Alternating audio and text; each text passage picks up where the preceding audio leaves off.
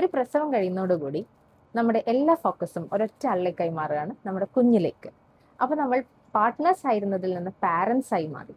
അപ്പൊ ഈ പാർട്ട്ണർ എന്നുള്ള നിലയിലും പാരന്റ് എന്നുള്ള നിലയിലും നമ്മുടെ റോളിനെ എങ്ങനെ ബാലൻസ് ചെയ്യാം എന്ന് നമുക്ക് നോക്കാം.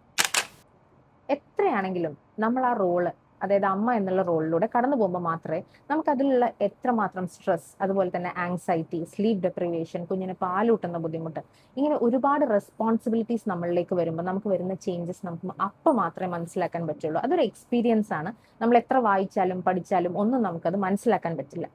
അപ്പോൾ നമുക്ക് ഇത്രയും ബുദ്ധിമുട്ടുകൾ ഉള്ളപ്പോൾ നമ്മുടെ പാർട്ട്ണറിനോട് സ്വതവേ ഒരു അകൽച്ച തോന്നാം. പക്ഷെ നിങ്ങൾ റിമെമ്പർ ചെയ്യേണ്ട ഒരു കാര്യമുണ്ട്. ഫസ്റ്റ് ഓഫ് ഓൾ, നിങ്ങളൊരു കപ്പിളായിരുന്നു, അതിൽ നിന്നാണ് നിങ്ങൾ പാരന്റൽ റോളിലേക്ക് വന്നത്. എന്ത് തന്നെയാണെങ്കിലും ഡെയിലി ഒരു 10 മിനിറ്റ്സ് എങ്കിലും നിങ്ങൾ കപ്പിൾ മാത്രമായിട്ടുള്ള ഒരു ടൈം കണ്ടുപിടിക്കുക. ഡിസ്റ്റന്റ് ആയിട്ടുള്ള പാർട്ട്നേഴ്സ് ആണെങ്കിൽ അറ്റ്ലീസ്റ്റ് ഒരു വീഡിയോ കോൾ ആയിട്ടോ ഫോൺ കോൾ ആയിട്ടോ ഒരു 10 മിനിറ്റ്സ് ടൈം നിങ്ങൾക്ക് കമ്മ്യൂണിക്കേറ്റ് ചെയ്യാനും ബുദ്ധിമുട്ടുകൾ പങ്കുവെക്കാനും ഒക്കെ വേണ്ടിയിട്ട് സ്പെൻഡ് ചെയ്യണം.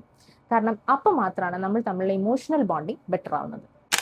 പാരന്റിങ് റോളിൽ കുറച്ച് സഹായങ്ങൾ ചെയ്യുന്നത് ഹസ്ബൻഡിന്റെ റോളാണ്. അതോടുകൂടി ഈ പുതുതായിട്ടുള്ള അമ്മമാർക്ക് കുറച്ചും കൂടെ കംഫർട്ടബിൾ ആയിരിക്കും കുഞ്ഞിനെ നോക്കുന്നതിലും, അതുപോലെ തന്നെ നമുക്കൊരു ഇമോഷണൽ സപ്പോർട്ട് ഉണ്ടെന്ന് മനസ്സിലാക്കുന്നതിലും.